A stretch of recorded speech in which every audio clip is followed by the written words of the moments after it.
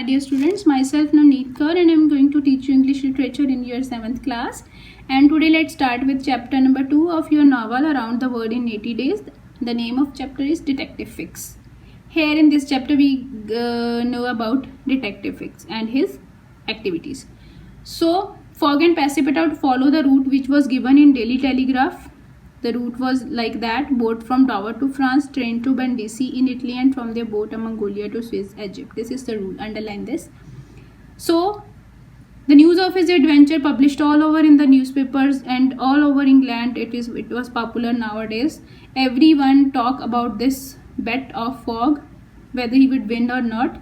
Everyone in the country feel excited that what is the result of that, what will be the result of that bet. But Fogg sit cool and calm and write carefully details of his journey in a notebook. 1 week later, on 9th October, the busy harbour at Suez was crowded with sailors, foreign travellers, men selling fruit, drinks and other things. It was all around a busy area and it was the sunny day. So, do you know what is harbour? Harbour is a place on the coast where ships can be tied up.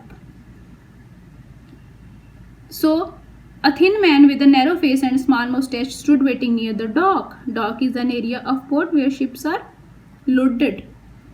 So, a thin man, that thin man with a narrow face is a Detective Fix. He was waiting for the arrival of Mongolia because he was one of the detective who was sent to different ports and railway stations around the world to catch London bank robber.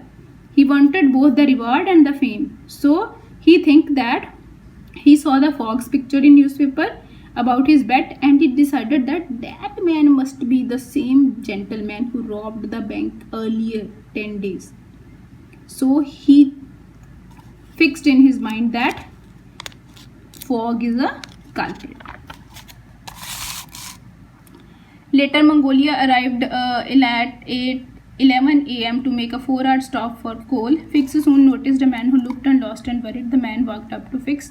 He noticed one man come to him and that man was a Passepartout. Passepartout asked from Fix that where is a passport office, as he showed the passport of Fogg to him.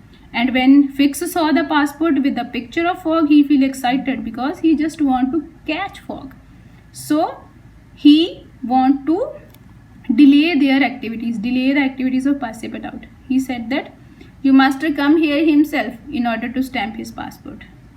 So with a sadness, Passepartout sighed and went back to boat. Fixed smiled with satisfaction.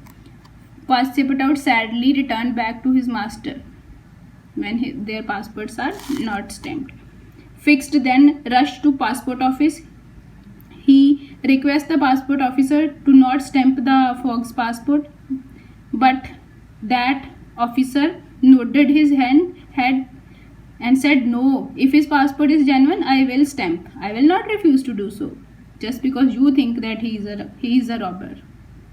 So further, just in order to arrest him, he got permission from police headquarters. Next, if his passport is genuine, that was told by officer. So Fix had to watch from the corner of the office as Fogg and Passepartout got their passports stamped. So Fogg himself came and stamped his passport. Then he sent a telegram to London asking for warrant for Fogg's arrest in Bombay. Further, Fix sent a telegram to London asking for Fogg's arrest warrants. So he then bought a ticket and followed Fogg and Passepartout onto the Mongolia. Fix saw Passepartout alone on ship and wanted to talk to him in order to get more information related to Fogg. He said that, hello again, my name's Fix, I am a businessman, I am going to Bombay too. Page number 16, paragraph number 2. Here it starts with a discussion between Detective Fix and Passepartout. The two men talked as watched the sea go by. Passepartout was not very good at keeping secrets and Fix learned everything about their journey, including the amount of money they were carrying. Passepartout was an innocent. He was not good at keeping secrets. So Detective Fix was a very clever. He collected all information from Passepartout related to money, journey, everything. Now Fix was sure he was following the right man. So Mongolia reached Bombay on 20th October and Fogg was very pleased because they were 2 days earlier. Pleased means feeling satisfied. He thinks that we are on our journey good because we reached Bombay 2 days earlier as he fixed in his mind. He told Passepartout that we had a 4 hours free before the next train left for Calcutta. I am going to passport office for our stamps. Take this money and go to the shop to buy some fresh clothes. The train leaves at 8. We shall meet at the station exactly 5 minutes to 8. So he told to Passepartout that go and bring some clothes. We will meet on station.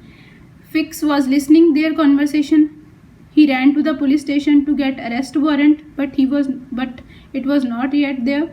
So Fix was angry because he was not getting an arrest warrant, but he was keep following Fogg. So what happened after that? After buying the clothes, Passepartout wandered around the city. He see the colorful crowded streets.